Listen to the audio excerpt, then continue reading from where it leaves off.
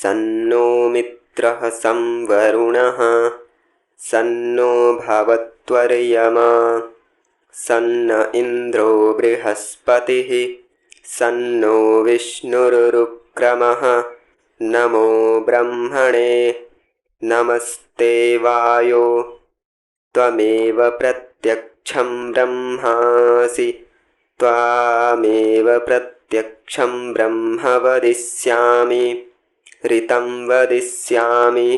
सत्यं वदिष्यामि तन्मामवतु तद्वक्तारमवतु अवतु माम् अवतु वक्तारम्।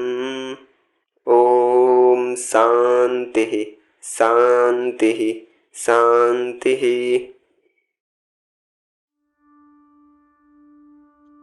तपः स्वाध्यायनिरतं तपस्वी वाग्विदाम्बरं नारदं परिपप्रच्छ वाल्मीकिर्मुनिपुङ्गवं कोनवस्मिन् साम्प्रतं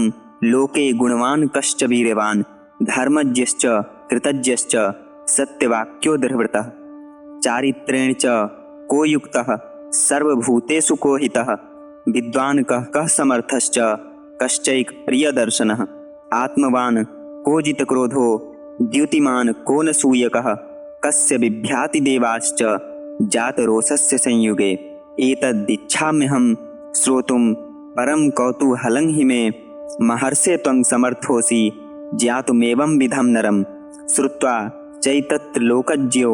वाल्मीकिर्नारदो वचः श्रूयतामिति चामन्त्र्य प्रहृष्टो वाक्यमब्रवीत्। बहवो दुर्लभश्चैव ये त्वया कीर्तिता गुणा मुने वक्ष्याम्यहं बुद्ध्वा तैर्युक्तः श्रूयतां नरः। इक्ष्वाकुवंश प्रभवो रामो नाम जनैः श्रुतः नियतात्मा महावीर्यो द्युतिमान् धृतिमान् वशी बुद्धिमान् नीतिमान् वाग्मी श्रीमान् शत्रुनिबर्हणः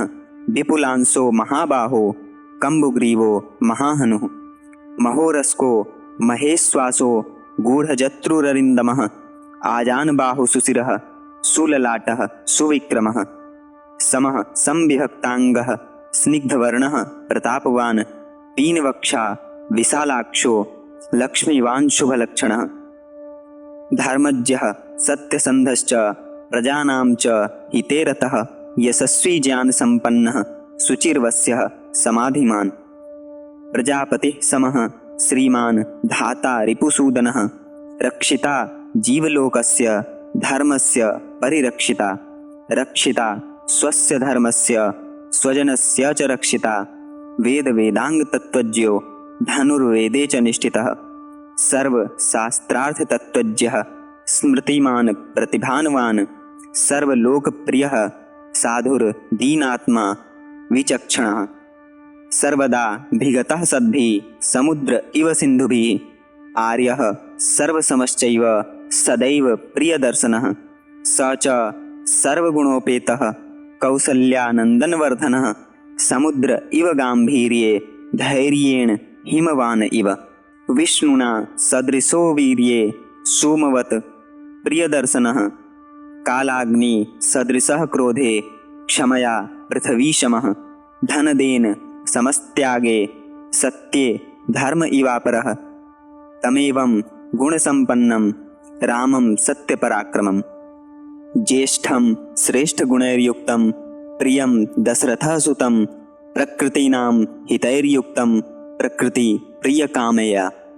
यौवराजेन संयोक्तु मेच्छत्प्रीत्या महीपतिः तस्याभिषेक संभारान् दृष्ट्वा भार्याथ कैकेयी पूर्वं दत्तवरा देवी वरमेन मया च त विवासनं च रामस्य भरतस्याभिषेचनं स सत्यवचनाद् राजा धर्मपाशेन संयतः विवासयामास सुतं रामं दशरथः प्रियं स जगाम वनं वीरः प्रतिज्ञा मनुपालयन् पितुर्वचनात् निर्देशात् कैकेय्याः प्रियकारणात् तं व्रजन्तप्रियो भ्राता लक्ष्मणो नुजगामः स्नेहाद् विनयसम्पन्नः सुमित्रानन्दनवर्धनः भ्रातरं दयितो भ्रातुः सौभ्रातृ मनुदर्शयन् रामस्य दयिता भार्या नित्यं प्राणसमाहिता जनकस्य कुले जाता देवमायेव निर्मिता सर्वलक्षणसम्पन्ना नारीणामुत्तमा वधू सीताप्यनुगता रामं शशिनं रोहिणी यथा पौरेर्नुगतो दूरं पित्रा दशरथेन च शृङ्गवेर्पुरे सूतं गङ्गाकूले व्यसर्जयेत् गुहमासाद्य धर्मात्मा निषादाधिपतिं प्रियं गुहेन सहितो रामो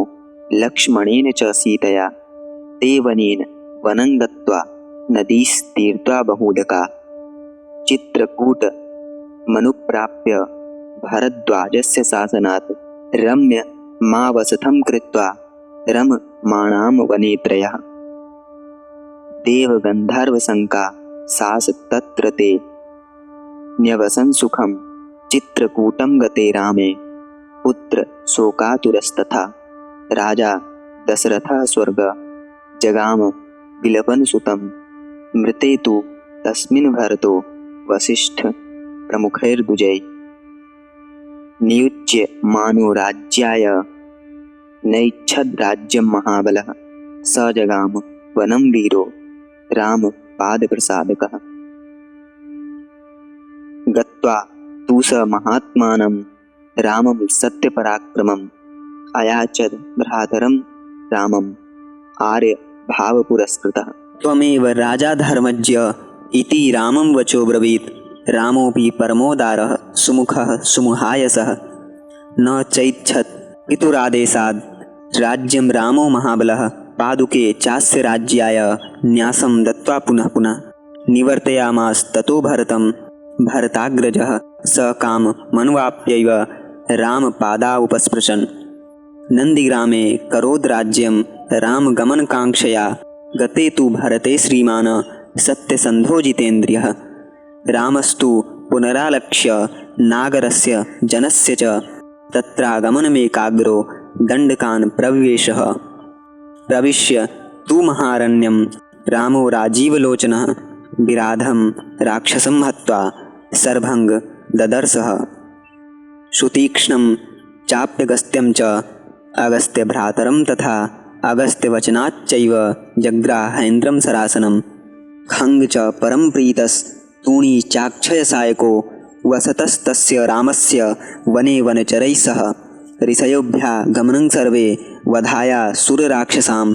स तेषां प्रतिशुश्राव राक्षसानां तथा वने प्रतिज्ञा तश्च रामेण वधः संयति राक्षसां ऋषीणामग्निकल्पानां दण्डकारण्यवासिनां तेन तत्रैव वसता जनस्थाननिवासिनी विरूपिता शूर्पणखा राक्षसी कामरूपिणी ततः शूर्पणखावाक्या दिद्युक्तान् सर्वराक्षसान् खरं त्रिशिरसं चैव दूषणं चैव राक्षसां निजघान् रणे रामस्तेषां चैव पदानुगान् वने तस्मिन् निवसिता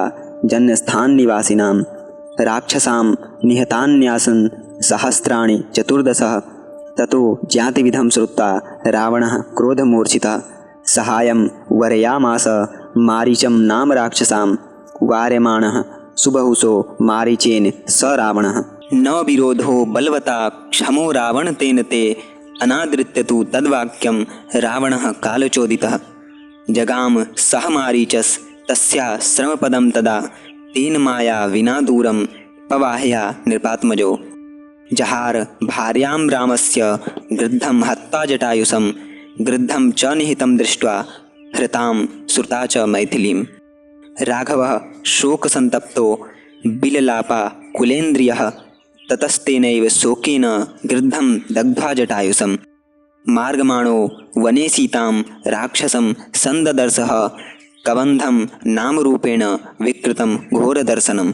तप और स्वाध्याय में निरंतर लगे हुए वाणी के जानने वालों में श्रेष्ठ और मुनियों में उत्तम नारद से तपस्वी वाल्मीकि ने पूछा, इस समय लोक में निश्चय से कौन व्यक्ति उत्तम गुणों से युक्त, पराक्रमी, धर्म को जानने वाला, कृतज्ञ, सत्यवादी और दृढ़वती है? कौन उत्तम चरित्र से युक्त है? कौन सब प्राणियों में हितकारी है? कौन विद्वान सकल पदार्थ तत्वज्ञ है? कौन शक्तिशाली है और कौन एक ऐसा है जिसका दर्शन प्रिय हो? कौन आत्मज्ञानी, क्रोध को जीतने वाला और कांतिमान है, कौन असूया से रहित है और किस क्रुद्ध हुए व्यक्ति से देवगण भी युद्ध में डरते हैं, यह मैं सुनना चाहता हूँ। मुझे बड़ी उत्सुकता है। हे महर्षि नारद, आप ऐसे मनुष्य को जानने में समर्थ है। वाल्मीकि के इस वचन को सुनकर तीनों लोकों के जानने वाले नारद सुनो ऐसा कहकर प्रसन्न होकर बोले, हे वाल्मीकि, आपने जो ये बहुत से गुण कहे हैं वे दुर्लभ है, फिर भी हे मुने विचार कर कहता हूँ, उन दुर्लभ गुणों से युक्त मनुष्य के विषय में सुनो। इक्ष्वाकु वंश में उत्पन्न लोगों में राम नाम से प्रसिद्ध है। वे जितेंद्रिय, महापराक्रमी, कांति युक्त, धैर्यवान, अन्यों को वश में रखने वाले, बुद्धिमान, नीतिमान, वाग्मी, शोभा ऐश्वर्य आदि से युक्त, शत्रुओं को नष्ट करने वाले, उन्नत कंधों वाले, महाबाहु, शंख के समान गर्दन वाले, उन्नत कपोल वाले, चौड़ी छाती वाले, महाधनुर्धारी, गूढ़ जत्रु, शत्रुओं के दमन करने वाले, घुटने तक लंबे हाथ वाले, सुंदर सिर से युक्त, उत्तम ललाट वाले, श्रेष्ठ गति वाले, सम उचित रूप से विभक्त अंगों वाले, स्निग्ध वर्ण वाले, प्रतापी, उभरी हुई छाती वाले, बड़ी आंखों वाले, सर्वविध सौंदर्य से युक्त, अच्छे लक्षण वाले, धर्म को जानने हारे, सत्य प्रतिज्ञा वाले अथवा निश्चित लक्ष्य वेदी, प्रजाओं के हित में वर्तमान, यशस्वी, ज्ञान से युक्त, पवित्र, माता पिता के वश में रहने वाले, एकाग्र वृत्ति वाले, प्रजापति के समान श्रीमान, लोकों के धारण करने हारे, शत्रुओं के नाशक, प्रजाओं की रक्षा करने हारे, धर्म के रक्षक, अपने धर्म की रक्षा करने वाले, अपने आश्रितों की रक्षा करने हारे, वेद वेदांगों के तत्वों के जानने हारे, धनुर्वेद में पारंगत, सब शास्त्रों के अभिप्राय और तत्वों के जानने वाले, स्मृति और प्रतिभा से युक्त, सब लोगों के प्रिय, साधु स्वभाव, कृपणता से रहित अथवा दीनता से रहित, विचक्षण, नदियों से समुद्रों के समान, सत्पुरुषों से सदा व्याप्त, आर्य, श्रेष्ठ, सबके साथ समान व्यवहार करने वाले, सदा प्रिय दृष्टि वाले हैं।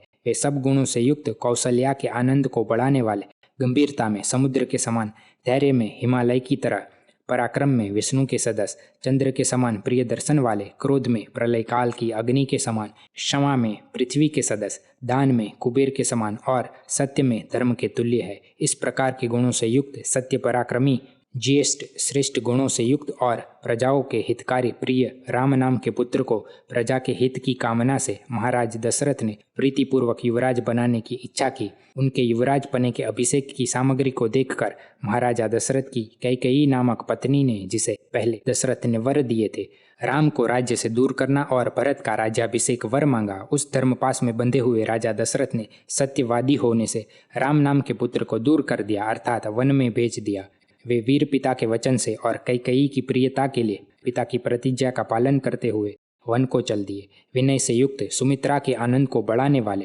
भाई के प्यारे भाईपन का निर्वाह करते हुए प्रिय भाई लक्ष्मण ने भी स्नेहवश वन जाते हुए राम का अनुगमन किया। राम की प्यारी पत्नी, प्राणों के समान हितकारी, जनक के कुल में उत्पन्न, देव माया के समान बनाई, अति सुंदर, उत्तम लक्षणों से युक्त, स्त्रियों में श्रेष्ठ बहू सीता भी राम के पीछे इसी प्रकार गई जैसे चंद्र के पीछे रोहिणी।